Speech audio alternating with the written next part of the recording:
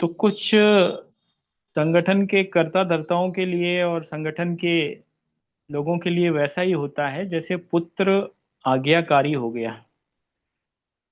समझ रहे हैं ना? अगर संगठन नैतिक हो जाए, संस्कारी हो जाए, तो कुछ वैसा ही स्थिति होती है जैसे एक आज्ञाकारी पुत्र के साथ रह रहे पिता की होती है। वैसे ही संगठन के लोगों की स्थिति होती है। वो सुख मिलता है। तो आज इस दुनिया में जब हर व्यक्ति तुरंत ही सारे चीजें चाहता है, तुरंत ही अमीर बनना चाहता है, तुरंत ही सफलता पाना चाहता है, तुरंत ही ऊंचाइयों को छूना चाहता है, तो ये महत्वाकांक्षाओं के दौर में एक नैतिक संगठन बनाना, पारदर्शी संगठन बनाना, जहां पर सभी का सम्मान हो, निष्पक्ष संगठन बनाना जहां पर पक्षपात ना हो, जहां पर करुणा हो, ऐसे संगठन को बनाना अपने आप में एक बहुत बड़ा काम है। और अगर ये संगठन बनता है और ये संगठन इस तरीके से काम करता है, तो उससे सभी लक्ष्य प्राप्त किए जा सकते हैं। यही आज चर्चा का आधार है। और वो संगठन कोई भी हो सकता है। वो कोऑपरेटिव संगठन हो सकता है, वो सामाजिक संगठन हो सकता है, राजनीतिक संगठन हो सकता है, कोई भी संगठन हो सकता है। तो संगठन समय की मांग है। संगठन से सभी चीजें साध्य हैं। एक अकेला व्यक्ति या कुछ व्यक्ति ज्यादा कुछ नहीं कर पाते, लेकिन एक संगठन जो होता है वो असाध्य लक्ष्यों को भी साध्य बना देता है। उन चीजों को भी अ, लोग प्राप्त कर सकते हैं जो कि उन्होंने शायद सपने में भी नहीं सोची होती है। व्यक्तिगत तौर पे प्राप्त करने का मैं बात कर रहा हूँ। तो संगठन वो साध्य बनाता है। और संगठन इतिहास बदलता है।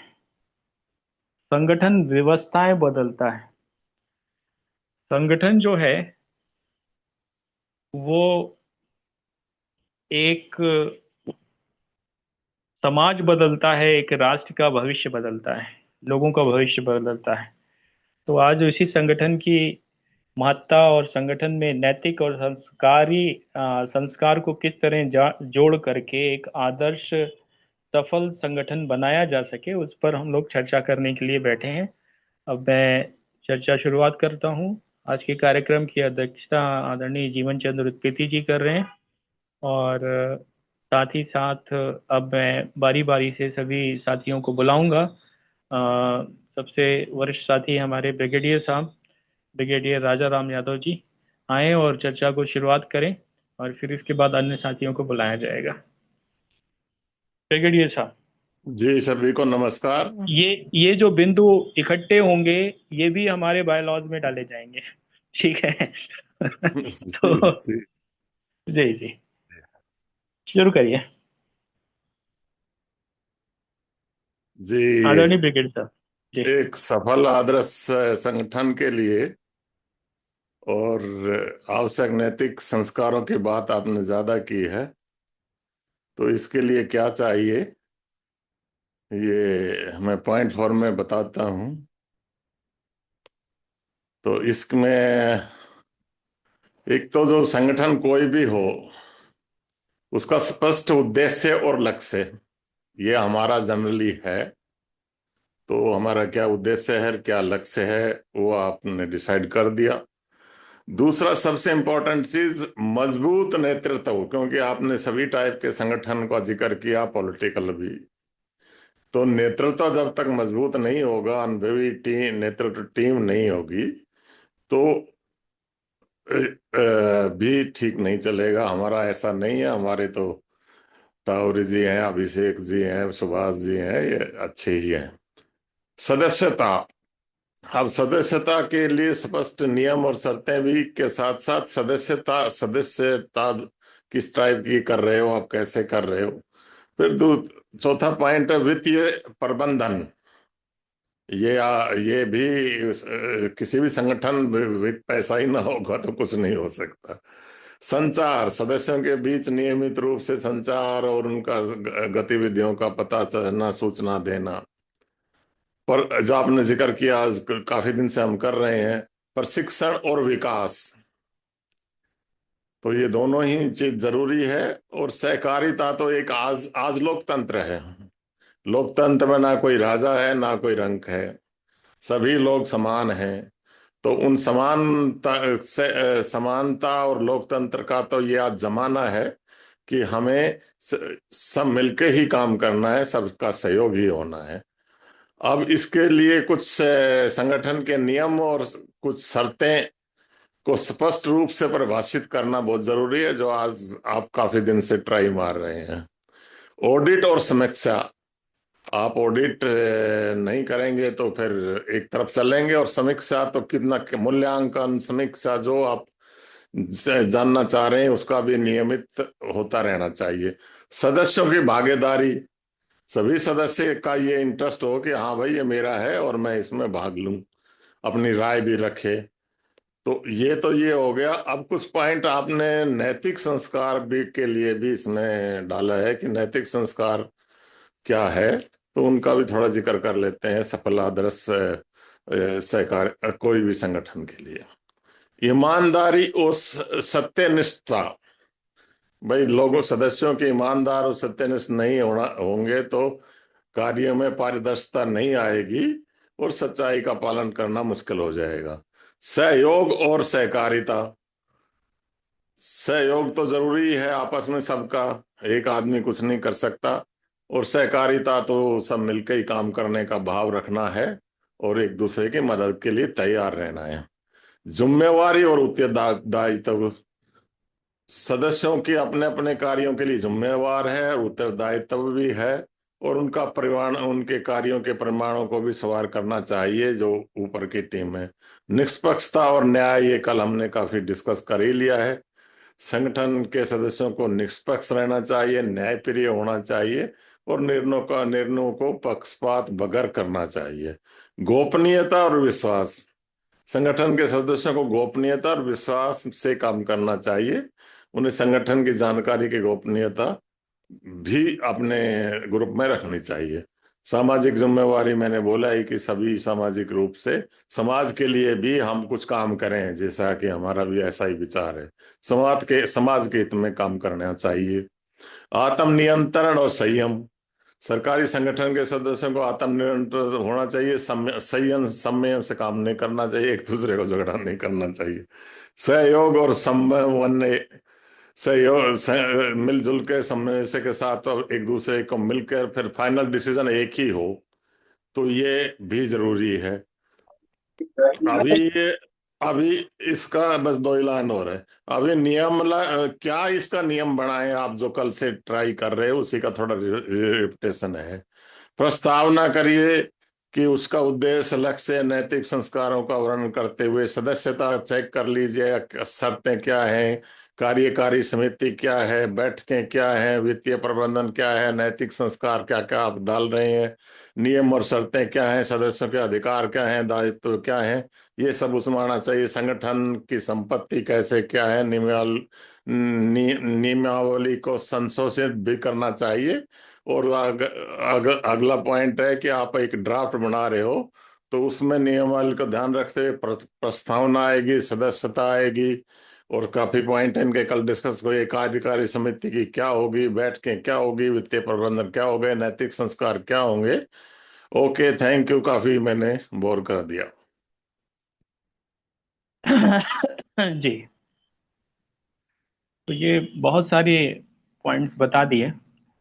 आज हमारा केवल मतलब जो विषय है, व्यक्ति का संगठन हेतु व्यवहार से सफल और आदर्श संगठन का निर्माण है। एक होता है जो न्यायिक विधिक विषय, आज हम आ, चारित्रिक नैतिक विषयों पे बात कर रहे हैं। हमारा चरित्र कैसा हो, हमारे नैतिकता कैसी हो, हमारे संस्कार कैसे हो। देखिए, ये जो चर्चाएं हो रही हैं, और हम एक ऐसे क्रिटिकल प्रोजेक्ट पे काम कर रहे हैं, इतना वो कठिन प्रोजेक्ट है कि जिसमें जो भी उतरा उसमें से 100 में से 95 डूब गए। 100 में से 95 डूब गए। और जो 5 नावें चल रही हैं उनमें से भी 4 जो हैं उनमें छेद है। तो ऐसे क्रिटिकल विषय पर जब हम काम करने जाते हैं तो हमें बहुत अच्छी तरीके से तैयारी के साथ वहां पे पहुंचना होता है, जिसपे हम लोग सभी लोग मिलके लगे हुए हैं। और वो बिंदु, वो तरीके जिनके माध्यम से एक एक सफल आदर्श संगठन बनाया जा सकता है, एक सफल आदर्श सहकारिता मॉडल वाला संगठन बनाया जा सकता है, उस पर हम लोग काम कर रहे हैं। तो इसलिए ये आवश्यक हो जाता है। किसी ने एक सूत्र दिया कि संस्कार बिना सहकार नहीं। तो अगर हम संस्कार के विषयों की बात करते हैं तो संस्कार अपने आप में एक बहुत बड़ा सब्जेक्ट है। और इसमें जो संस्कार की बात करते हैं तो पूरे हमारे धर्म और धर्मशास्त्र और जो हमारे तौर तरीके हैं और जो हमारे मानवीय मूल्य हैं, जो नैतिकता है, वो सारा कुछ इसमें मिल जाता है। अब इसमें क्या महत्वपूर्ण है, क्या चीजें हम इग्नोर करें, एक कुछ बिंदु हैं जो बोलना चाहिए। इसमें एक है सत्य निष्ठा, जिसे इंटीग्रिटी बोलते हैं। क्योंकि सत्य निष्ठा सिर्फ सत्य बोलना ही नहीं है, उसको पालन भी करना है और उसको अपने अंदर उतारना भी है। इसी तरह से पारदर्शिता, ट्रांसपेरेंसी। ट्रांसपेरेंसी भी एक बहुत बड़ा सब विषय हो जाता है। जवाबदेही भी एक बहुत बड़ा विषय हो जाता है। सम्मान, जब हम किसी संगठन में काम करते हैं और सम्मान नहीं होता है, आपसी सम्मान नहीं होता है, तो कहीं ना कहीं वो संगठन टूटने के लिए एक बहुत बड़ा एक कारण बनता है। तो सम्मान, सभी का सम्मान, कि किस तरह से हम मिलेंगे, किस तरह से एक दूसरे को आदर करेंगे, ये विषय है। फिर निष्पक्षता, एक एक बात है जो संगठन के लिए एक सबसे बड़ी चीज है। संगठन, सफल संगठन वही है जिसमें लोग अपने व्यक्तिगत संबंधों से ऊपर संगठन के लक्ष्यों को रखते हैं। और अगर ऐसा नहीं हो पाता तो वो संगठन चौपट हो जाते हैं, संगठन खराब हो जाते हैं। व्यक्तिगत संबंध जो है हमेशा सेकेंडरी, संगठन के लक्ष्य, संगठन के उद्देश्य हमेशा प्राथमिक। तो ये जो चीजें हैं, निष्पक्षता से ही संभव है। किसी का पक्ष नहीं लेना है। इस व्यक्तिगत संबंध से संगठन खराब नहीं करना है। संगठन के उद्देश्य जो हैं वो सर्वोपरि है। करुणा और सेवा।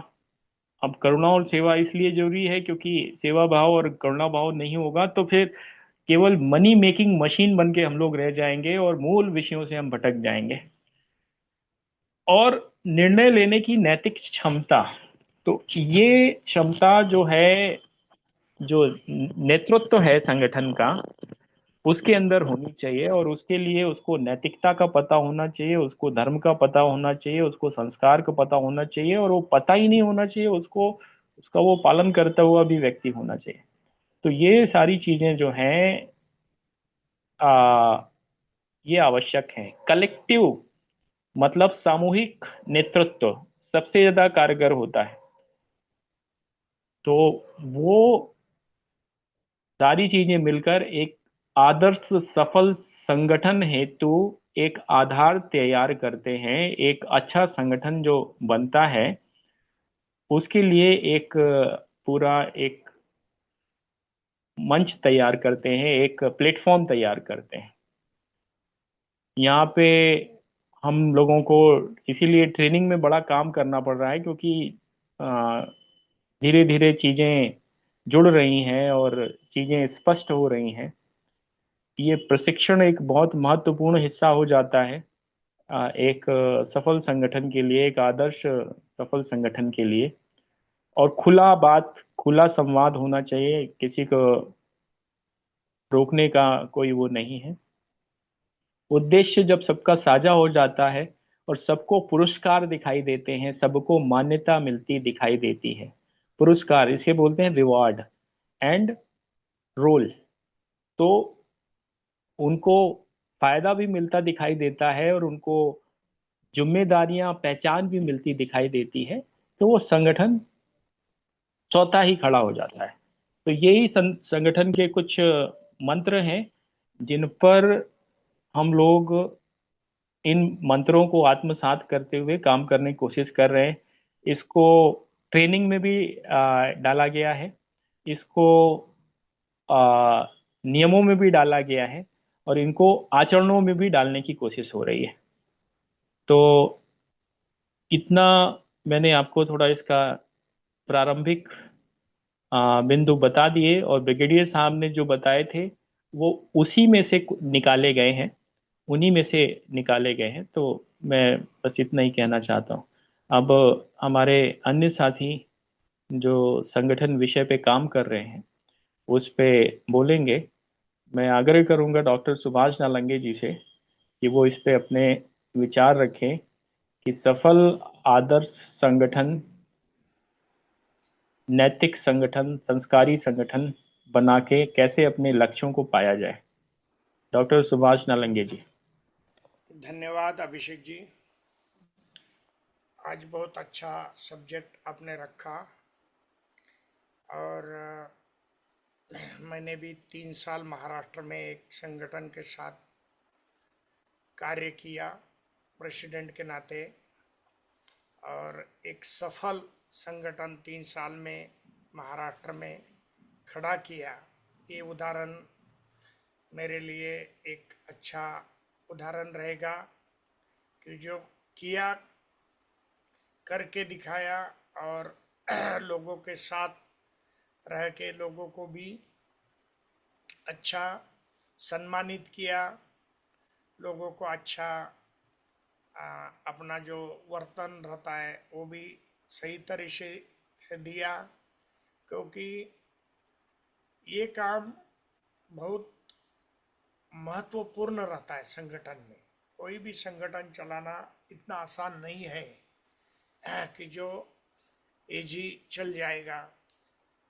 सब लोगों को साथ लेके चलना पड़ता है, सभी का सुनना पड़ता है, सभी के काम करना पड़ता है, सभी को अच्छे विचार देना पड़ता है, सभी को अच्छे संस्कार देना पड़ता है, और सभी को अच्छे रास्ते भी दिखाना पड़ता है। इसमें बहुत मेहनत करना पड़ता है, और ये करते करते दिन कभी ख़त्म होते ये समझता ही नहीं। मेरे 3 साल कभी गए ये मुझे समझ ही नहीं आया। लेकिन इसमें मुझे एक अनुभव भी अच्छा मिला कि ये काम करने से मेरा भी बहुत परिवर्तन हो गया। क्योंकि मैं पहले एग्रीकल्चर एडवाइज़र था, और मेरे 30 साल बहुत ऐशाराम से गए थे। यानी कोई कमी नहीं थी मेरे पास। यानी पैसे की कमी नहीं थी, गाड़ी की कमी नहीं थी, जगह की कमी नहीं थी, होटल की कमी नहीं थी। सिर्फ मुझे ऑर्डर देना था कोर्ट जैसा, और जिनको सलाह देना है वो लोग बेचारे आते थे समय पे, वेट करते थे। और जब मैं 60 साल का हो गया तो मैंने सोचा कि अपन कुछ संगठन के साथ काम करेंगे। तो मुझे मेरे कुछ लोगों ने बोला था, सर आपको नहीं जमेगा, आप क्यों वहाँ जा रहे। मैंने बोला मुझे सीखने के लिए जाना है बस, अभी मुझे कुछ नहीं चाहिए। घर वाले भी बोले आप इतने स्ट्रिक्ट है, ये है वो है। तो मैंने 3 साल जो काम किया लोगों के साथ, बहुत शांति और ये पकड़ के किया। यानी बहुत अच्छी बातें बोलना मैं लोगों से सीख गया। नहीं तो पहला पहला सुभाष जी, आप भी मेरे साथ बात 2 मिनट नहीं कर पाएंगे, ऐसा था। और मैंने चेंज कर दिया खुद में, क्योंकि मुझे खुद में चेंज करना था। हम पेड़ पौधे के साथ पहले बात करते थे प्यार से, तो अभी हम हमारे 3 साल के कार्यकाल में लोगों के साथ बात किया, गरीब लोगों के साथ बात किया, बड़े लोगों के साथ बात किया, मिडिल क्लास के साथ बात किया, और सब कुछ बराबर लेके हम चले। अभी अभी 31 दिसंबर को मेरे 3 साल पूरे हो गए, और 1 जनवरी से हम अभी थोड़ा उसमें भी फ्री हो गए। और फ्री होके हम अभी नेशनल कोऑपरेटिव का जो संगठन है उसी में हम फुल टाइम देने का एक निर्णय लिया कि एक 5 साल अपन नेशनल कोऑपरेटिव को साथ रहेंगे। इसमें अपने को कोई ज़रूरत नहीं ये पद चाहिए वो पद चाहिए, ऐसा नहीं। तो अपन एक कोऑपरेटिव का अच्छा काम करके दिखाएंगे, लोगों को खड़ा करेंगे, उद्योग बिजनेस खड़े करेंगे, व्यापार अच्छा खड़ा करेंगे, पीक पैटर्न अच्छा लगाएंगे, क्रॉप पैटर्न से देश को बदल डालेंगे, गाय के ऊपर काम करेंगे, पशु सारे पशु के ऊपर काम करेंगे। गाय तो एक नंबर रहेगी, लेकिन बाकी भी पशु रहेंगे, बकरी भी रहेंगी, बैल भी रहेंगे, नंदी भी रहेंगे, भैंस भी रहेंगी। अलग अलग टाइप की भैंस है, जैसे हमारे अमरावती की भैंस, ऐसा। तो ये काम हम अभी करने वाले हैं, और ये भी संगठन का हम अभी शांति से, सबूरी से और अच्छी तरह से काम करने का मन में विचार करके मैं इसमें भी उतर गया, समझ लो।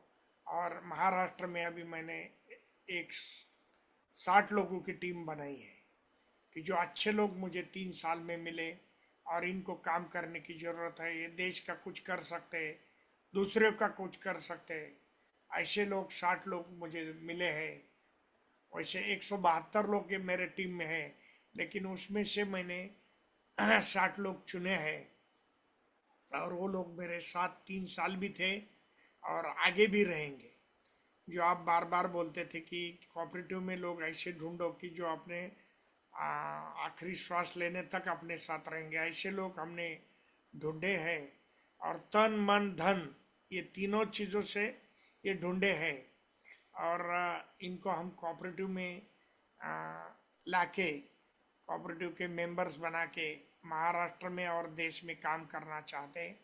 उत्तर प्रदेश जैसा अच्छा प्रदेश और महाराष्ट्र दोनों मिलकर अगर पहले कोऑपरेटिव स्टार्ट करेंगे तो अच्छा काम हो जाएगा। बाद में धीरे धीरे सारे राज्य अपन जुड़ा देंगे, और एक अच्छा काम अलग अलग जगह पे अच्छी तैयार करेंगे।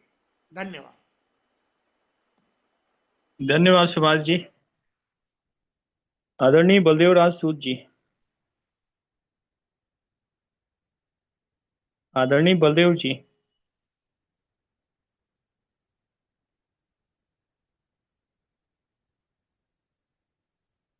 देवदत्त गंगवार जी।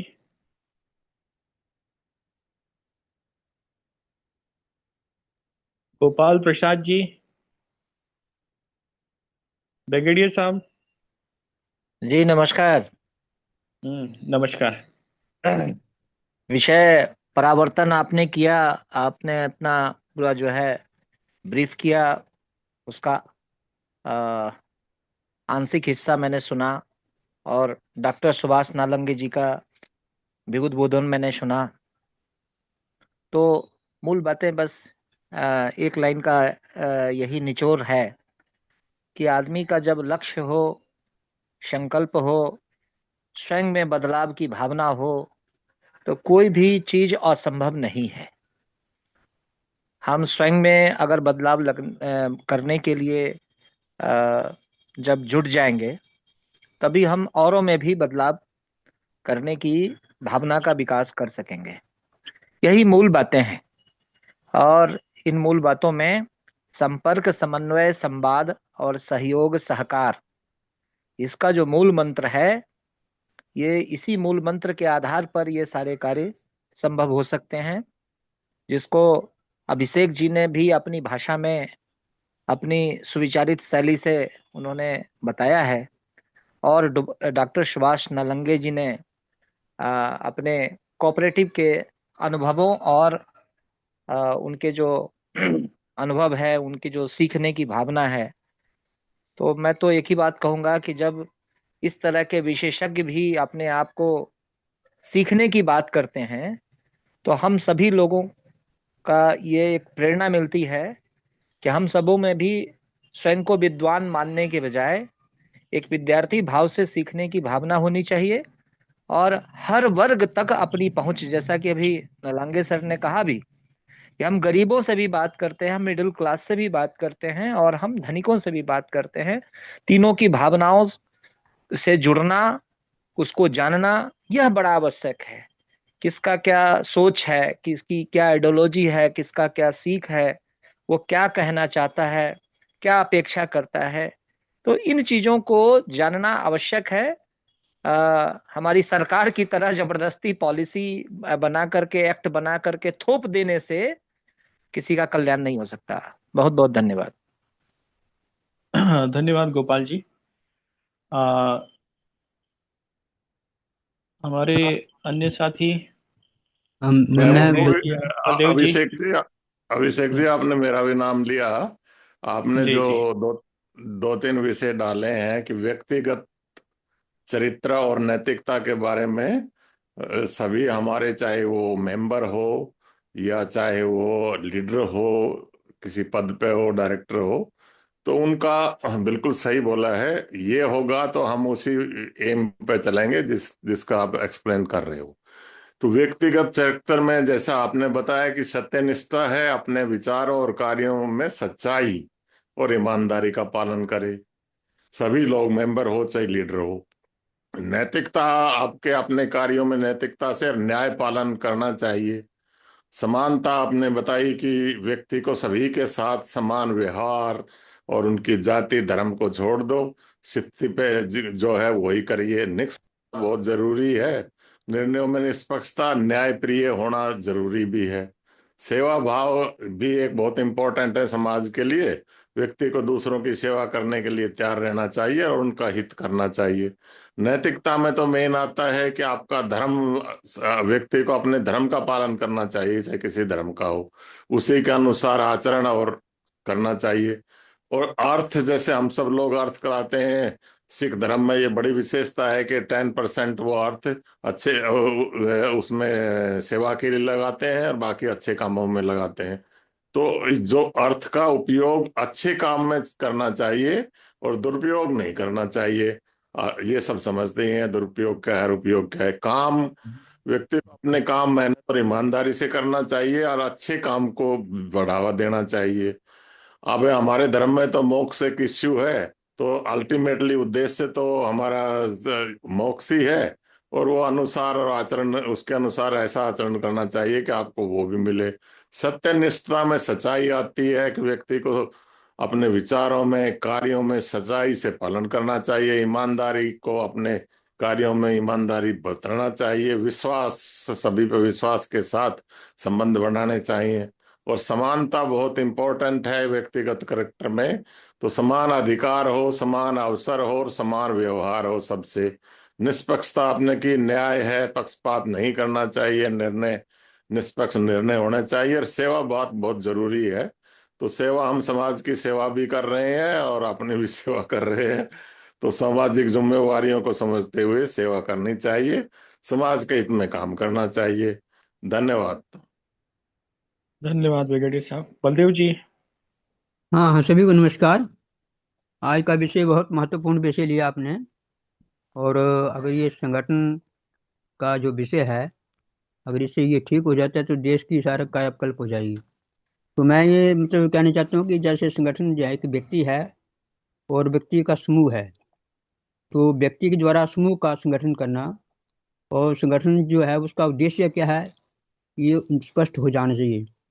अब वो संगठन करता है, जैसे ऐसे हमारे यहाँ संगठन दो प्रकार के होते हैं। एक राजनीतिक संगठन है, एक सामाजिक संगठन है। सामाजिक संगठनों में भी अपने जातियों के संगठन भी होते हैं, समूह के संगठन होते हैं।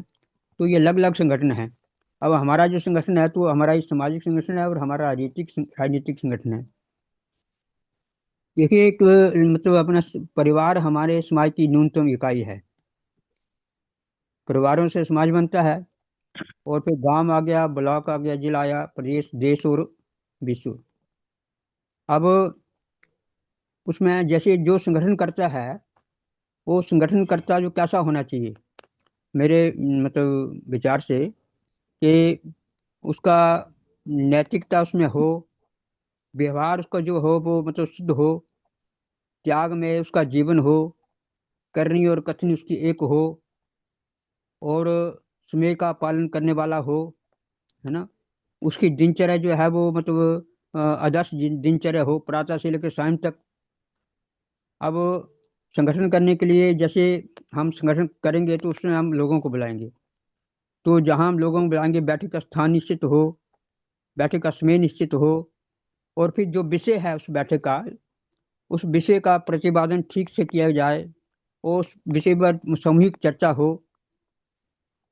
जो सामूहिक चर्चा हो गई, वो जो निर्णय होगा उस निर्णय को लागू करने के लिए सबको एक साथ लग करके उस निर्णय को लागू किया जाए, और भेदभाव रहित मतलब व्यवहार हो। जैसे आपने कहा, सत्यनिष्ठा, पारदर्शिता, जवाबदेही, सम्मान, निष्पक्षता, लक्ष्य, उद्देश्य, प्राथमिकता, करुणा, सेवा, ये सारे मतलब इसके गुण हैं। तो इन गुणों का जो जिसमें ये गुण हैं तो वो संगठनकर्ता सफल हो जाता है। अन्यथा होता क्या है कि मतलब मैंने भी अपने देखा है अपने समाज में, संगठन जो संगठन करता है उसकी करनी और कसनी में बड़ा अंतर होता है। उसका व्यवहार जो है वो जैसा व्यवहार अपेक्षित है उस प्रकार का व्यवहार नहीं होता उसका, इस कारण से वो सफल नहीं हो पाता। तो इसलिए व्यवहार जो है वो हमारा बिल्कुल त्याग में हमारा विभाग होना चाहिए, और हमारे व्यवहार में भेदभाव ना हो, और जिन लोगों से हमने संगठन का काम लेना है उनके साथ हमारा प्यार मोहब्बत भरा व्यवहार होना चाहिए। और जैसे अमेरिका के गेट टुगेदर इकट्ठे हो जाते हैं, फिर थिंक टुगेदर आपस में चर्चा करते हैं इकट्ठे होकर के, फिर वर्क टुगेदर। वो जो चर्चा हमने कर ली उसको सामूहिक रूप से उस पर काम में लग जाएंगे, तो फिर वो जिस जिस जो निर्णय जो हमने जिस उद्देश्य के लिए संगठन किया है, उस उद्देश्य की पूर्ति जो है वो बड़ी जल्दी हो सकती है। अन्यथा होता क्या है कि अगर हम कहें कुछ करें कुछ, तो फिर वो सफलता मिलना जो संदिग्ध हो जाती है। होता क्या ऐसा है, देखिए समाज जो है वो मतलब समाज का जो व्यवहार है, समाज को देखा देखी चलता है समाज। जो मतलब आम समाज करता है वैसे ही बस क्रिया हो जाती है व्यक्तियों की, परिवारों की। इसलिए अगर हमारा समाज ठीक होगा तो हमारे परिवार भी ठीक होंगे, हमारे व्यक्ति भी ठीक होंगे। तो एक बहुत बड़ा अच्छा विषय आज लिया आपने। अब इस विषय को पूरा करने के लिए इसके प्रशिक्षण की आवश्यकता है। जितने हमारे कार्यकर्ता हैं उनका एक दिन का प्रशिक्षण लिया जाए, और उस प्रशिक्षण में सारी बातें की जाएं, चर्चा की जाए। उससे फिर निचोड़ जो निकलेगा वो बड़े मक्खन निकलेगा। और मैं समझता हूँ कि ये बहुत अच्छी प्रक्रिया शुरू हुई है। उस प्रक्रिया में हम चलते रहेंगे तो अवश्य ही हमें सफलता मिलेगी, और समाज की जो अपेक्षा उसको हम पूरा कर पाएंगे। धन्यवाद। धन्यवाद बलदेव जी। बहुत महत्वपूर्ण बातें बताई आपने। Get together, think together, act together, तो ये सब सूत्र हैं। इन सूत्रों से बहुत कुछ समझा जा सकता है, सीखा जा सकता है। और ये जो मिथ्याचार है, मिथ्याचार बड़ा खतरनाक होता है। जिसे बोलते हैं कि जो बोले कथनी कथनी में अंतर होना। तो हमारे समाज में एक एक परंपरा थी कि व्यक्ति धार्मिक है और मिथ्याचारी नहीं है। यहाँ पे धार्मिक होने का मतलब लोग समझ लेते हैं कि वो सारी चीजों का बहुत अच्छा ज्ञान रखता है। लेकिन ज्ञान तो रावण के पास भी था और बहुत ज्ञान था, लेकिन वो फिर भी राक्षस बोला गया। तो वो कारण था कि वो मिथ्याचारी था। वो जानता तो सब कुछ था, उसने लक्ष्मण को भी ज्ञान दिया, लेकिन वो अपने जीवन में नहीं उतारा। तो ये मिथ्याचारी बोला गया और उसकी बुरी गति मिली उसको। और इसी तरह से संगठन भी होते हैं। कई सारे, बहुत सारे व्यक्ति मिलके एक संगठन बनाते हैं, और संगठन का जो नेतृत्व होता है वो सबसे ज्यादा जवाबदेह होता है। उसकी जवाबदेही इसलिए बढ़ जाती है क्योंकि उसके निर्णयों पे पूरा संगठन, कई बार पूरा समाज और कई बार पूरा देश का भविष्य, दुनिया का भविष्य टिका होता है। तो ऐसी स्थितियों में ये जो संगठन है, वो संगठन कैसे व्यवस्थित तरीके से, नैतिक तरीके से, संस्कारिक तरीके से चले, और जो सहकारिता का सिद्धांत है कि संस्कार बिना सहकार नहीं, उस तरीके से चले, संस्कारों के आधार पे चले। तो ये सारी चीजों की समझ बनाना पहले है कि जानना, जानना और फिर उसको ट्रेनिंग के माध्यम से उसको अपने अंदर उतारना, उसका पालन करना बहुत जरूरी हो जाता है। और उसी प्रक्रिया में हम लोग चल रहे हैं। रविवार को हमारी चर्चा कुछ इसी के इर्द गिर्द ही रहती है, और उसी के इर्द गिर्द ही हम लोग चीज़ों को बात करते हैं, क्योंकि ये हमारा बायलॉ ड्राफ्ट हो रहा है। तो इसके संदर्भ में इसकी प्रासंगिकता और भी बढ़ जाती है कि हम जो इंटरनल कोड ऑफ डिसिप्लिन बनाएंगे, आंतरिक अनुशासन के नियम बनाएंगे, उसमें किन किन बिंदुओं को हम समाहित करें और वो कैसे हम अपने अंदर उतारें, उनका पालन कैसे और अन्य साथियों से कराएं और स्वयं को करें, स्वयं भी करें। तो ये विषय कुछ इस दिशा में जाता है। और हमारे साथ में आदरणीय जीवन चंद्र उत्पेती जी जुड़े हुए हैं। वो योग दर्शन के माध्यम से यम नियम को आधार बना के इसको पूरा बताएंगे कि संस्कार और नैतिकता के माध्यम से किस तरह से मोक्ष की प्राप्ति हो सकती है। मोक्ष का मतलब क्या है कि अल्टीमेट गोल को हम पा सकते हैं। तो आदरणीय जीवन चंद उत्पेती जी। धन्यवाद अभिषेक जी, सभी लोगों को मेरा प्रणाम। बहुत अच्छा टॉपिक है आज ये तो बहुत अच्छी चीज देती। मैं बहुत शॉर्ट में आपको बताना चाहता हूँ शॉर्ट नहीं, कि आप पूरा समय लीजिए, आप पूरा 10 मिनट लीजिए जी। जी जी जी जी। तो ये जो यहाँ चार कहता है पुरुषार्थ प्रिंसिपल है। पुरुषार्थ में जो है धर्म, अर्थ, काम और मोक्ष, ये चीजें आती हैं। अब सवाल यह है मोक्ष तक हम कैसे पहुंचे। इसका सबसे बढ़िया रास्ता तो यह है पुरुषार्थ। गीता में एक ऐसा अद्वितीय विलक्षण ग्रंथ है जो आपको मोक्ष के लिए एक उत्तम रास्ता बताता है। राजपथ, ये राजपथ जो होता है वो राजभवन तक ले जाता है। उसी तरह से जो तीन राजपथ बने हुए हैं हमारे यहाँ, एक तो उपनिषद, दूसरा जो है ब्रह्मसूत्र और तीसरा गीता। ये तीनों जो है, इनमें से जो प्रस्थान जिसे कहते हैं, प्रस्थान को, राजपथ को कहा जाता है।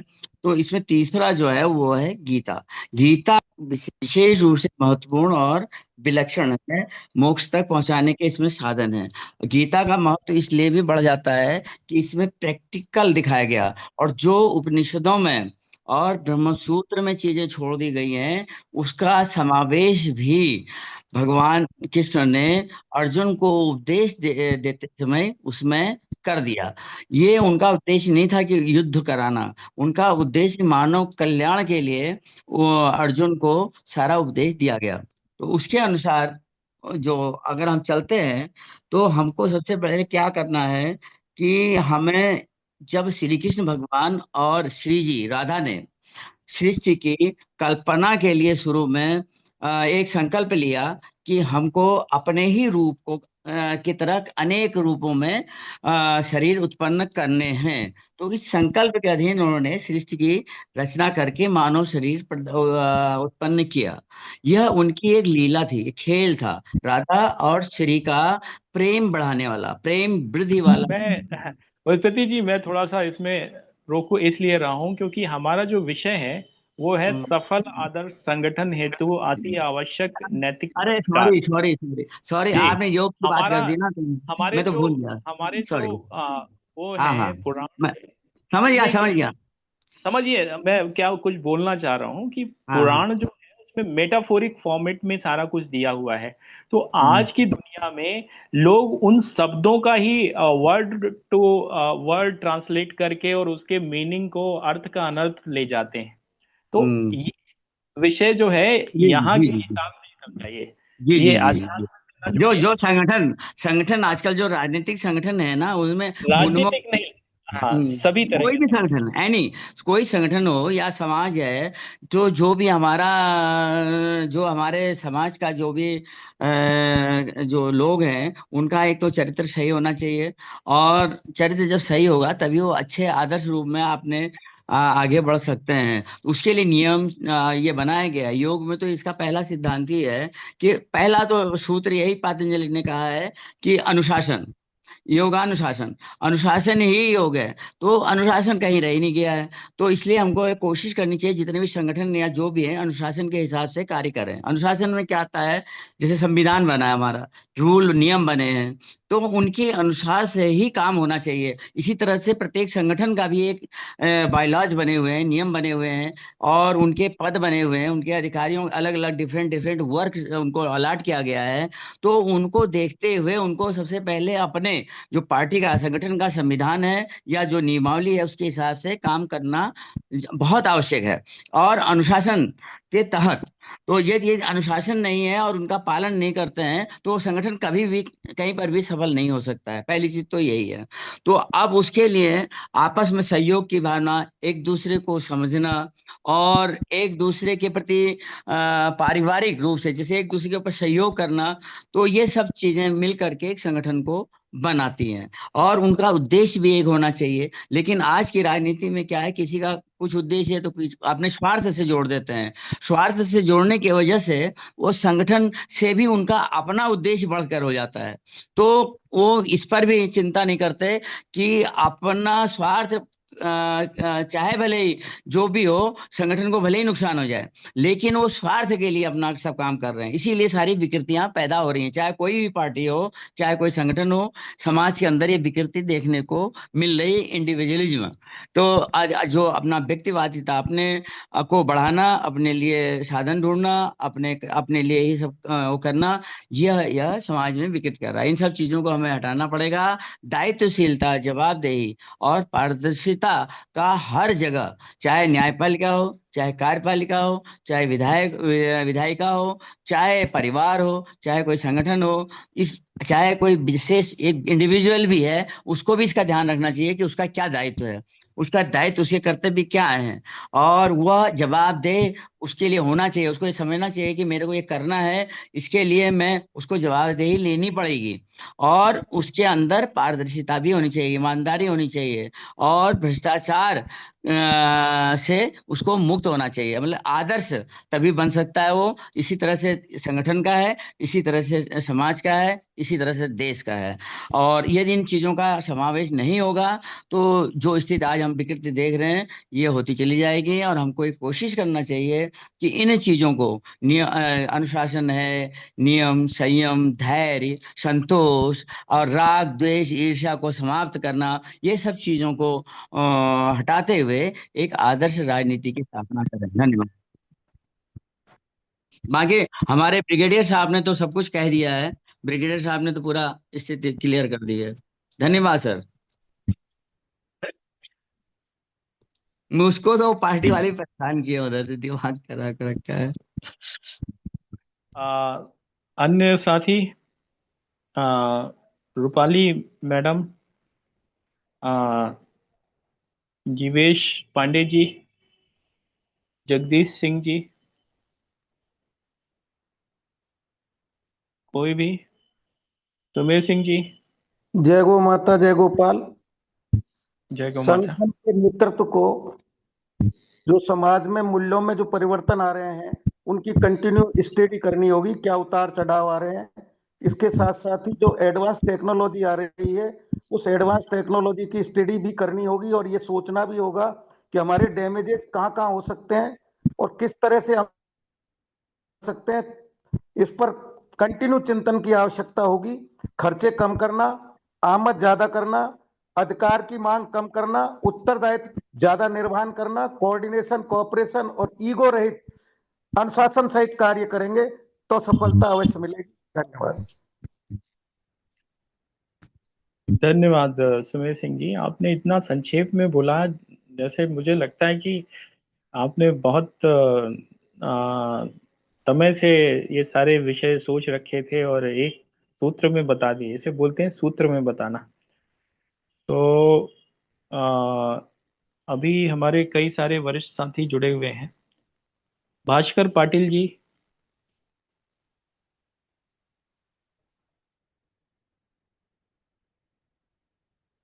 आदरणीय भास्कर पाटिल जी,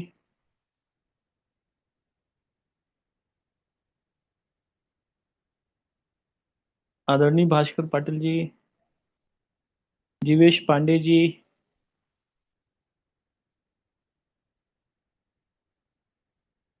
रूपाली गायकवाड़ जी, शशांक जी, शशांक जी,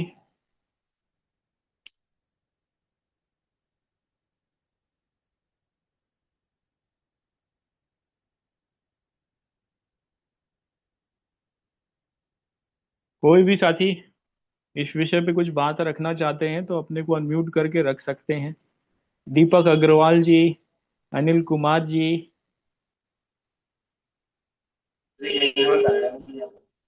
जी भाई साहब नमस्कार।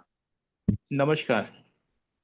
जैसा कि आज विषय है एक आदर्श संगठन के लिए नैतिक संस्कार, तो ज्यादा कुछ नहीं कहना। जिस संगठन में अगर एक माँ बालक जैसा भाव नहीं होता, वो संगठन ज्यादा दिन तक नहीं चलता, सफल नहीं हो पाता है। माँ और बालक जैसा कि जिस प्रकार से माँ अपने बालक की बचपन में देखभाल करती है और ममतत्व रखती है, उसी प्रकार संगठन में अगर जो भी कार्यकर्ता है, कर्मचारी है, अगर उसका जो सीनियर लीडर है, अधिकारी है, वो अगर कार्यकर्ताओं की देखभाल नहीं कर पाता, तो वो संगठन थोड़े दिनों बाद विफल हो जाता है। बस इन्हीं शब्दों के साथ मैं अपनी वाणी को विराम देता हूँ। जी, बहुत महत्वपूर्ण बात रखी है आपने। अन्य साथी शशांक जी, टेक्नो सी के 6 करके एक साथी जुड़े हुए हैं।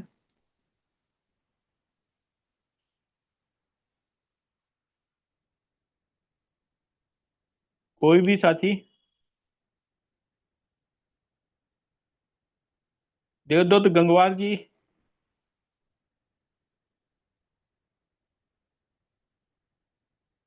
जगदीश सिंह जी, जीवेश पांडे जी, जी देवदत्त गंगवार जी। गंगवार, जी, बरेली, उत्तर प्रदेश से। अभी मैं सबके विचार सुने, सबकी विचार आप लोगों ने कुछ रखा कि नहीं। श्री सुभाष नालंगे जी, उन्होंने सबसे पूर्ण कर दिया। और श्री राजाराम ब्रिगेडियर साहब जी, श्री गोपाल प्रसाद जी, और ये सब लोगों ने बहुत बहुत अच्छे अच्छे विचार से बिल्कुल ओतप्रोत कर दिया। इसमें कुछ मेरे कहने को रहा नहीं। बस एक छोटा सा मेरा एक ही निवेदन था कि सभी लोग बहुत अच्छे अच्छे लोग हैं, तो मैं एक ही शब्द कहना चाह रहा था कि कथनी मीठी खाण से करनी बिस्की लोए।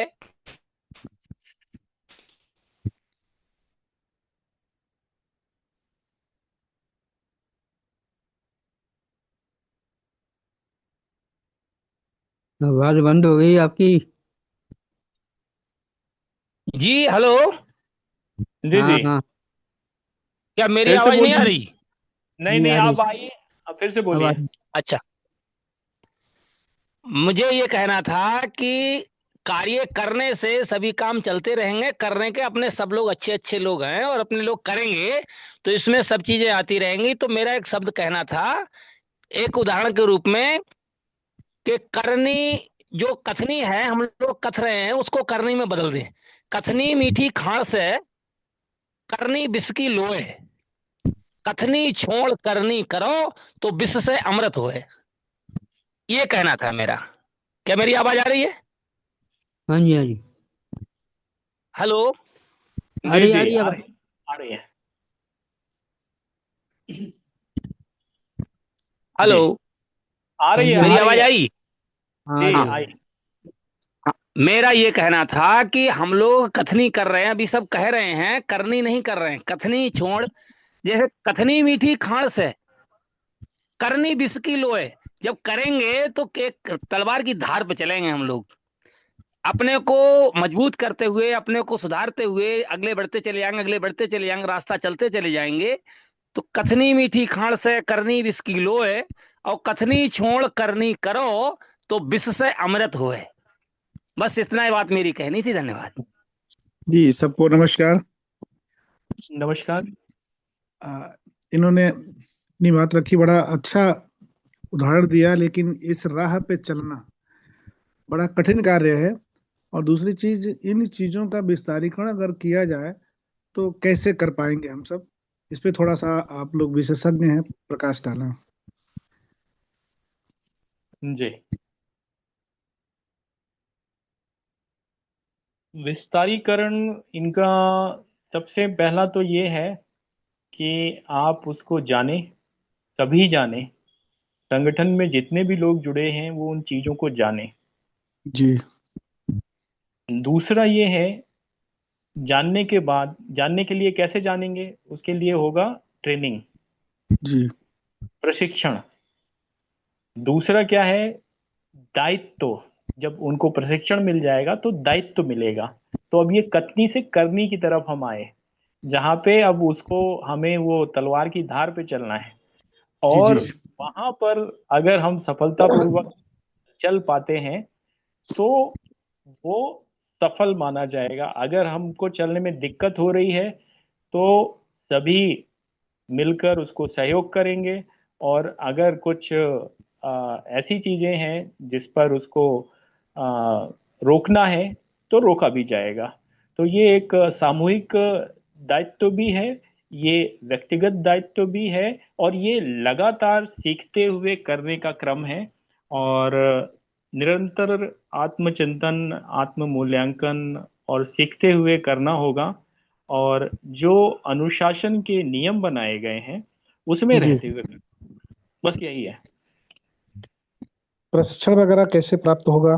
हम लोग चाहेंगे कि इसका विस्तारीकरण अपने ये जनपद में। प्रशिक्षण ही चल रहा है। इसमें हमारा क्या होता है, ऑनलाइन होता है, और महीने में 2 दिन 3 दिन का शिविर लगता है। एक शिविर लगता है जो कि देश के किसी कोने में लग सकता है, जैसे 19 और 20 को हमारा हो रहा है नागपुर में। और फिर अगले महीना एक उत्तर प्रदेश में शिविर है, और भुवनेश्वर में 19 और 20 का शिविर है। तो इस उत्तर तरह से प्रदेश हम कर रहे हैं। तो 2 दिन का उत्तर अपना। प्रदेश में कहाँ कहाँ पे ऑर्गेनाइज हो रहा है? जी, उत्तर प्रदेश में कहाँ ऑर्गेनाइज होगा? अगले मंथ उत्तर हो रहा है? प्रदेश में हमारा अभी डेट 22 तारीख को फाइनल होगी, 21 या 22 को फाइनल होगी। उसका लिए चित्रकूट पर विचार किया जा रहा है। जी, चित्रकूट पर। आप कहाँ रहते हैं? कुशीनगर में, कुशीनगर से हैं। अच्छा, कुशीनगर से हैं। हाँ, तो हाँ अभी हम लोग एक मल्टी स्टेट कोऑपरेटिव भी बना रहे हैं।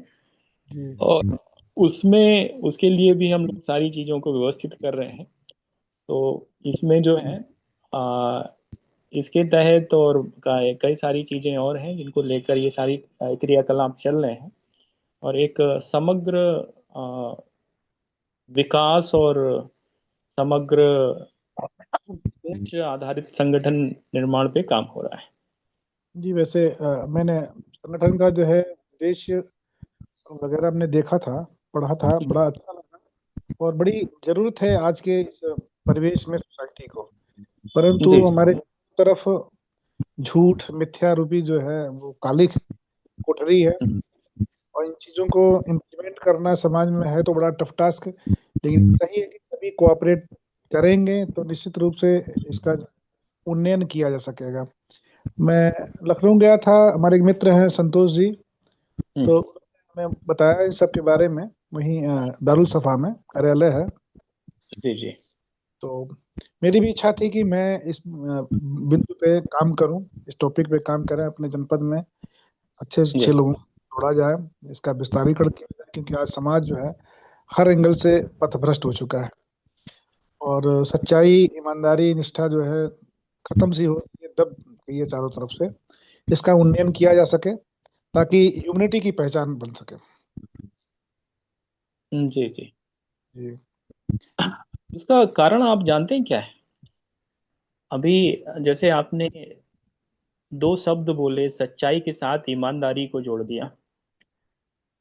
ईमानदारी शब्द और सच्चाई शब्द ये दोनों बड़े भिन्न हैं, बहुत अंतर है इसमें। और आज हमारा समाज इन्हीं शब्दों के चक्रव्यूह में फंस गया है, जहाँ पे धर्म का अर्थ धर्म नहीं रहा, धर्म का अर्थ कर्मकांड बन के रह गया है। बिल्कुल सही। तो इन भ्रांतियों से अगर हम अपने समाज को निकाल पाए, ज्ञान का प्रकाश जला पाए, उनको उस ज्ञान से जोड़ पाए, तो आदि समस्याओं का समाधान तो स्वतः हो जाएगा। आज हमारे विचार हैं तथा कथित, वो आडंबरों से परिपूर्ण है, धर्म की कोई बात ही नहीं करता। आप इन धर्माचार्यों से व्यक्तिगत तौर पे भी पूछ सकते हो, या कुछ हम समाज, क्योंकि अभी हम संगठन की बात कर रहे हैं तो उसी से बात करते हैं। हमारे यहाँ एक मानव धर्म सूत्र है, मानव धर्म सूत्र है। वो क्या बोलता है? वो बोलता है कुछ, उसमें 10 बातें बताई गई। सबसे पहली बात है धैर्य, संकल्प। धैर्य जो होता है वो हमें किसी संकल्प को, हमारे किसी संकल्प को पोषित करता है। उसमें संगठन में भी ये बात लागू होती है। अगर हम कोई संगठन बनाते हैं, अगर आर्थिक लक्ष्यों के लिए बनाया गया है, क्योंकि लक्ष्य स्पष्ट होने जरूरी है। अगर आर्थिक लक्ष्य बनाया गया है तो कुछ दीर्घकालिक हमें निर्णय लेने पड़ेंगे, कुछ उसके लिए हमें समर्पण करना पड़ेगा, समय देना पड़ेगा, पैसे लगाने पड़ेंगे, और उन स्पष्ट नीतियों पर निरंतरता के साथ और स्थिरता के साथ काम करते हुए उन लक्ष्यों को प्राप्त किया जा सकेगा।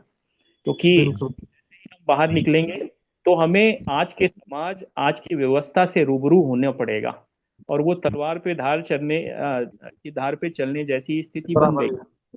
तो फिर दूसरा जो विषय है, ये मैं अभी इसी धर्म पे ही बात कर रहा हूँ, उसमें दूसरा जो आता है वो क्षमा आता है। क्षमा, अब क्षमा क्या है कि हमारा संगठन इतना बड़ा है और बड़ा होता जाएगा। यह संगठन जो होता है, जब छोटे से बड़ा होता है तो बहुत गलतियां होती हैं। जो नए साथी जुड़ते हैं उनको धीरे धीरे व्यवस्था में लाना पड़ता है, व्यवस्थाओं के सारे नियम और अनुशासन से जोड़ना पड़ता है। तो वो एक लंबी प्रक्रिया है, बहुत सारी गलतियां होती हैं, हमें क्षमाशील भी होना पड़ता है। और एक तरह का हमें इंटरनल ग्रीवेंस रिट्रेसल मैकेनिज्म भी तैयार करना पड़ता है, जहां पर हम इस तरह की समस्याओं को सुलझाने के लिए कुछ वरिष्ठ बुजुर्ग लोगों के साथ मिलकर के एक ऐसी व्यवस्था बनाए जहां पर अपराधी के लिए भी अपनी बात रखने को और अपने सुधार करने के लिए पूरा मौका मिले। फिर कोड ऑफ कंडक्ट, ये कोड ऑफ कंडक्ट जो है, ये संयम और ये जो संतुलित संसाधनों का उपयोग, किस तरह से हम अपने को सेल्फ कंट्रोल में रखें, अपने अंदर संयम रखें, अपने अंदर दम रखें, ये वो बिंदु है। हम अपने अंदर संयम रखें, कंट्रोल रखें, आत्म नियंत्रण रखें। संगठन में भी इसी तरह का नियंत्रण होना चाहिए। सभी लोग जो है नियंत्रित होकर काम करेंगे तो चीजें व्यवस्थित रहेंगी। एक अगला सूत्र इसका दिया कि अस्तेय, चोरी ना करो, भ्रष्टाचार ना करो, ईमानदारी ना करो। अगर इसी सूत्र, इसी लक्षण पे सही से काम कर लिया जाए और ये धर्माचार्य हमारे इसी लक्षण को प्रचारित कर दें, तो देश की 60% 70% समस्याओं का समाधान यहीं से निकल आएगा। बिल्कुल। लेकिन कोई बात ही नहीं करना चाहता। वो तो कहते हैं आप लूट के लाओ, भगवान आपको, हम ऐसा आपको रास्ता बता देंगे जिससे कि आप सीधे मोक्ष मिलेगा। जबकि ये मोक्ष की अवधारणा जो है, हमारा जो सबसे पुराना दर्शन है उसमें ही स्पष्ट कर दिया है कि धर्म को आधार बना करके ही मोक्ष की प्राप्ति हो सकती है। अन्यथा तो आप बचपन से ही सन्यासी हो जाओ और सारी कामों से भाग जाओ तो ये तो पलायनवाद है, ये मोक्ष नहीं है। इस तरह लेकिन के आज के समय में जो मोक्ष की परिभाषा नेताओं ने बदल दी है। नेताओं ने नहीं, ये धर्माचार्यों ने पहले बदली, फिर बाद में हाँ हाँ, नेताओं ने। इनके चैप्टर में ये सारी चीजें तो है ही नहीं। वो समाज को क्या दिशा निर्देश देंगे, और समाज तो वैसे अभी नेताओं की आज हम लोग बात नहीं करें तो ज्यादा अच्छा है, आज का दिन नहीं है। आज हाँ हम लोग सही है, लेकिन विषय पे ही रहते हैं। हाँ जैसे हम लोग तो अगर ये जो अस्तेय है, हमारे जो धर्म का एक लक्षण है, ये जी अस्तेय पे काम नहीं होता। इसी वजह से भ्रष्टाचार है, इसी वजह से ट्रांसपेरेंसी नहीं है, इसी वजह से चोरी है, इसी वजह से हर तरह से वो है। और पवित्रता भी एक विषय बन जाता है, इंद्रियों को नियंत्रित करना भी विषय बन जाता है। इंद्रियां जो होती हैं बड़े गलत काम कराती हैं हमें, अगर हमारी जी इंद्रियां नियंत्रित नहीं।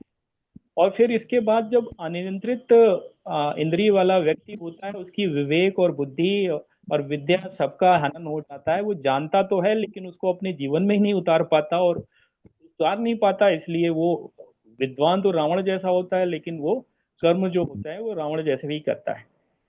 फिर सत्यनिष्ठा और क्रोध आना स्वाभाविक है। अब यही एक एक मतलब कि दो लाइन का एक श्लोक है। अब इसको क्या हम अपने जीवन में उतारने का प्रयास कर सकते हैं, या हम हमारे धर्माचार्य करा करा सकते हैं? इससे तो मुझे लगता है कि हम पूरे एक संगठन को व्यवस्थित कर सकते हैं। जी हमारी जो परंपरा रही वो सूत्रों की परंपरा रही। ब्रह्म सूत्र लिखा गया, और इतने सारे जो चाणक्य पे जो चाणक्य सूत्र दिए गए, उसमें भी सूत्रों पे आधारित था कि सुखस्य मूला धर्म, धर्मस्य मूला अर्थ, अर्थस्य मूला राजा, राजस्य मूला इंद्रिय, इंद्रिय मूला विनय, विनय मूला धनुक सेवा। अब जी सूत्रों में ही सारा कुछ बता दिया। अब समय कहाँ है, लोगों के पास टाइम ही नहीं है, लोग बैठते ही नहीं है, एक दूसरे से बात ही नहीं करते। उनको नहीं लगता नहीं है कि कुछ करना नहीं जानते हैं। और ये जो हमारे जो जिसका रोल समाज में जो जिसका दायित्व होता है, वो दायित्व ही वो काम नहीं कर रहा है। जो धर्माचार्य है वो धर्म नहीं बता रहा है, बाकी सब कुछ बता रहा सब कुछ बता रहे हैं अपने। हाँ सही है। है। ये है समस्या। कुल मिला अभिषेक जुला के जी, अभिषेक जी, ये 10 सूत्र क्या है? मैं अभी थोड़ा मेरे डिफरेंट इसका नॉलेज पूरा है। कार्यक्रम हुआ है, बलदेव जी ने किया था कार्यक्रम। मैं चलो, मैं आपको लिख के भेज दूंगा पूरा कार्यक्रम। बलदेव जी एक बार बता दीजिए सबको। नहीं, मैं बलदेव जी पहले मैं बता देता हूँ मैं क्या समझता हूँ। बताइए। जी, पहले 2 मिनट में मैं बता देता हूँ। जी। मानव सूत्र जो है, सबसे पहला तो है जो मानव को करना चाहिए। मैं भी, बलदेव जी तो ज्ञानी है। अहिंसा परम धर्म है। नहीं नहीं नहीं, आप अहिंसा- गलत रास्ते पे जा रहे हैं, गलत रास्ते पे। ये ये इसे बोलते मानव, हैं। नहीं नहीं, ब्रिगेडियर साहब। सुन तो लो, 10 ही वर्ड है। सुन ऐसे लो, फिर करेक्ट करना। मतलब मानव के लिए क्या जरूरी है, मानव एक इंसान के लिए अहिंसा परम धर्म है, इसको बताने की जरूरत नहीं सबको। सबसे बड़ा मतलब है कि कोई किसी का नहीं मरना चाहिए। सत्यमेव जयते, सत्य से ही सब जीतता होती है, इसका सच्चाई हमेशा जीतती है। यथा राजा वैसा प्रजा, जैसा राजा होगा वैसे ही प्रजा होगी, तो राजा अच्छा होना चाहिए। कर्मणेषु वासुदेव, कर्म का अधिकार, फल की चिंता ना करना, ये भी हमारे धार्मिक है। अति सर्वत्र वर्जते, अधिक चीज की कोई आवश्यकता नहीं है। उद्यम ही शांति, मतलब कार्य ही से, उद्यम से ही कार्य, काम करने से ही इंसान के लिए जरूरी है।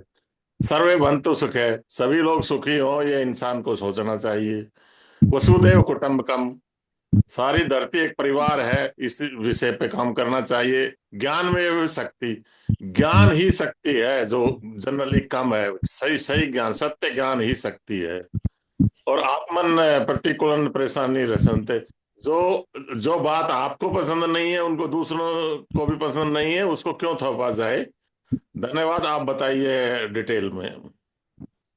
हमारे यहाँ एक परंपरा है, उसे बोलते हैं ये जो आपने ऋग्वेद पढ़ा है, तो एक बहुत हाँ बड़ी वेस्टर्न ऑर्थर थी, उसने बोला, कहने लगी कि मैं हिंदू बन गई, बस केवल एक मुझे श्लोक ने ऐसा प्रभावित कर दिया। ये आप इंटरनेट पे सर्च करेंगे तो मिल भी जाएगा। उसने बोला कि यहाँ पे ये परंपरा इतनी उच्च है कि इन्होंने बोला कि एकम सत्या विप्रा बहुधा वदंती। इसमें ऐसी बात छुपी हुई है कि दुनिया के सारे झगड़ों और सारे उसका मतलब उपाय है। दुनिया के जितने भी तरह के झगड़े हैं, जितने भी तरह के वो हैं, उनका उपाय है।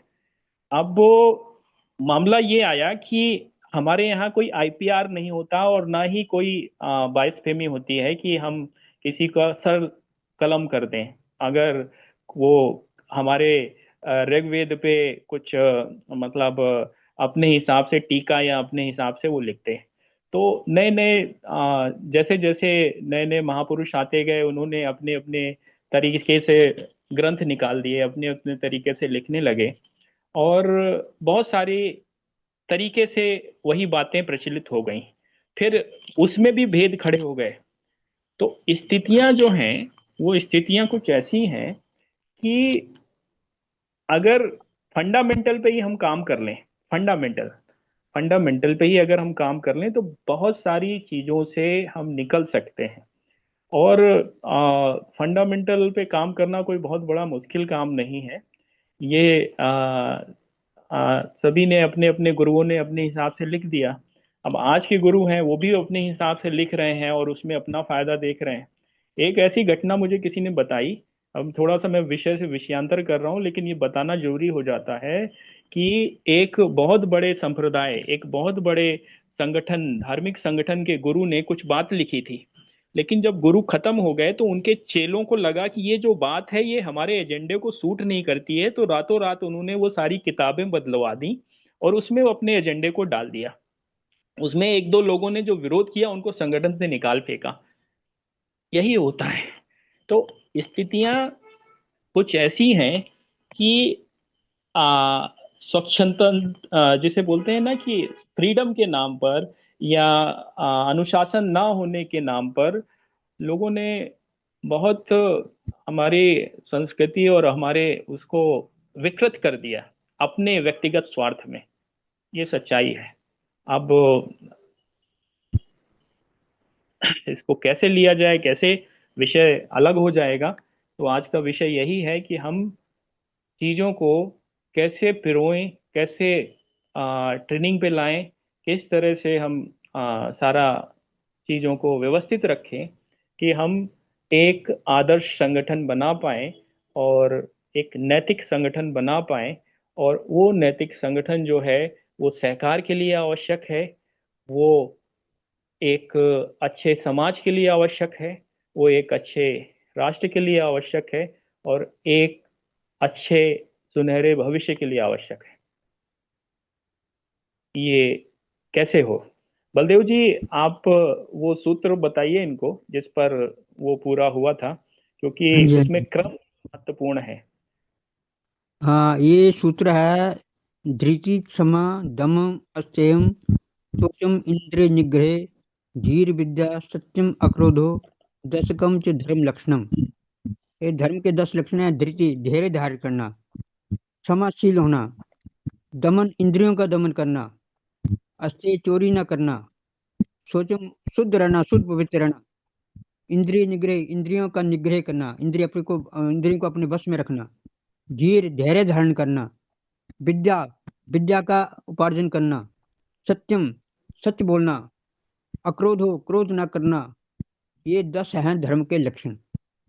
जिस व्यक्ति में ये 10 लक्षण आ गए, उसको हम धर्मशील मानेंगे।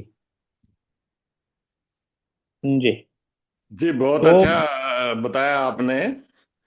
पर धर्म के लक्षण बताए हैं, मैं मानव के लक्षण पूछ रहा हूँ, सारे विश्व के मानव के लिए। क्या ये उनकी मानव धर्म सोच के ये नहीं लक्षण है। होनी चाहिए कि विश्व ये विश्व कुटुंबकम, क्या ये उसकी सोचना चाहिए? अहिंसा, क्या उनकी सोच नहीं होना चाहिए? कर्म, क्या उनकी सोच नहीं होनी चाहिए? ये आपका बिल्कुल ठीक है, लेकिन मानव के लिए इस पूरे ऐसा है, मानव जो है, मनु ने मानव की रचना की। मनोर्भव, मनु ने कहा मनोर्भव, मानव बनो। बात वो मानव करिए। के और लिए, भी धर्म है। ये मानव बनने के लिए 10 लक्षण है। ये अगर ये 10 लक्षण हमारे बीच में आ गए, तो हम वास्तव में मानव होंगे। मानव से ही प्रेरणा मिलती है। महामानव, महामानव जो है वो प्रेरणा देता है। तो महामानव बनने के लिए 10 लक्षण है ये। बाकी तो नहीं, लेकिन सारा। इसमें इसमें है ब्रिगेडियर साहब, इसमें अहिंसा है तो। अक्रोध, अक्रोध का मतलब क्या है? क्रोध नहीं अक्रोध, करना। अक्रोध का मतलब है हिंसा, जो है नहीं कर, हिंसा नहीं अरे वो करनी। भी वो भी हमारे ही है, विश्व कुटुंबकम तो हमारा है, हाँ, इसमें तो है नहीं। नहीं लेकिन ये मनुष्य के लिए हम बात कर रहे हैं ना, तो वसुधैव कुटुंबकम तो वो स्वतः ही उसमें एक विषय है ना। उसको विश्व कुटुंब में विश्व परिवार है, कुटुंब मतलब परिवार, मतलब विश्व जो हमारा परिवार है, कुटुंब है ना। जो व्यवहार हम कुटुंब से करते हैं वही व्यवहार विश्व के प्रत्येक प्राणी से करें। इसमें आप ऐसे समझ लो कि आदमी अगर वो आ, गड़बड़ नहीं कर रहा है, भ्रष्टाचार नहीं कर रहा है, मेरी कोई लूटपाट बहस नहीं नहीं कर है, रहा बिल्कुल ठीक बताया है, वो बहुत आदरणीय है, मतलब, सत्कार है। मेरे को तो इसकी नॉलेज नहीं है, मैंने तो ऐसे ही अंदाजे से 10 बोल दिए, इसलिए मैं उसको क्लियर करना चाह रहा। धन्यवाद। नहीं, इस पर हाँ ज्यादा मैं, डिस्कस मत करिए। नहीं नहीं, डिस्कशन इसलिए जरूरी हो जाता है क्योंकि अभी कुछ हमें ऐसे ही सूत्र लेके चलने होंगे जो कि ट्रेनिंग मैनुअल के तौर पे काम करेंगे, और चीजें हमको उसी तरीके से बढ़ानी होंगी जो कि लोगों को कम से कम एफर्ट में याद रहें। अब वो हमें सारी चीजें लिखनी है, बनानी है, तो इसलिए ये चर्चा जरूरी हो जाती है। अब हम कहाँ से उठाएं, कहाँ से लें, कौन सा सोर्स लें, उस पे चर्चा हो सकती है। किन किन शब्दों को रखना है, किन शब्दों को हटाना है, इस पे भी चर्चा हो सकती है। और कैसे उसको लागू करना है, कैसे उसको आचरण में लाना है, उस पे भी चर्चा हो सकती है। तो ये विषय इसलिए थोड़ा कॉम्प्लिकेटेड हो जाता है क्योंकि ये बात सिर्फ और सिर्फ बताने की नहीं है, बताने से आगे की है। इसको हम सीखें, अपनाएं और दूसरों को भी अपनाने के लिए प्रेरित करें। ये है बात। तभी कोई बाय लॉस का भी महत्व है, तभी लक्ष्यों का भी महत्व है।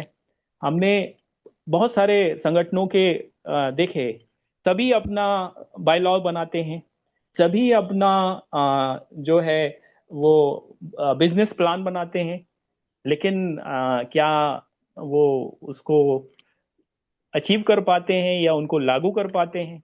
बस बात यहीं पर आ जाती है, या तो उनको पता ही नहीं होता है, पता होता है तो वो अपने अंदर आत्मसात नहीं कर पाते, आत्मसात अगर कर लेते हैं तो उन लक्ष्यों को पाने के लिए प्रयत्न नहीं कर पाते, उनको हासिल नहीं कर पाते, फेल हो जाते हैं।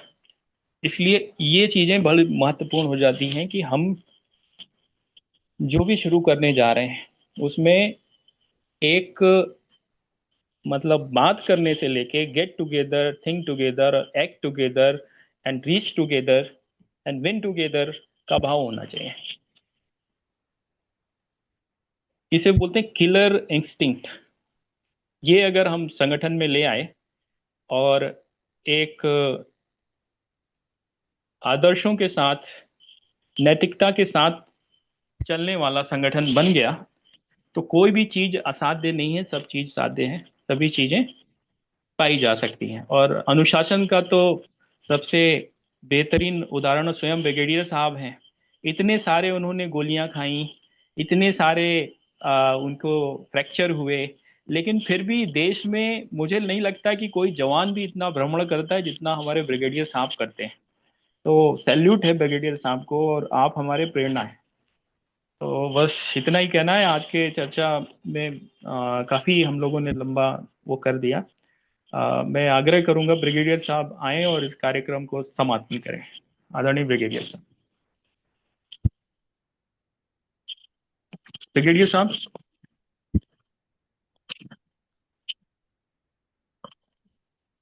ब्रिगेडियर साहब। जी जी, बहुत बहुत धन्यवाद।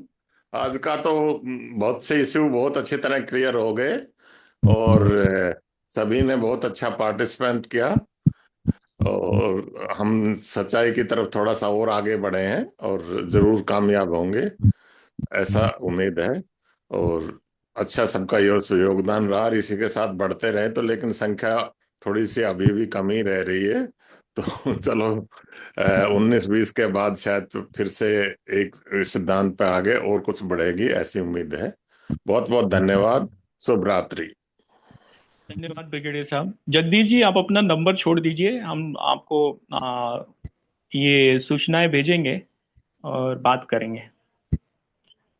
ठीक है, ठीक। इसमें चैट बॉक्स में डाल दीजिए।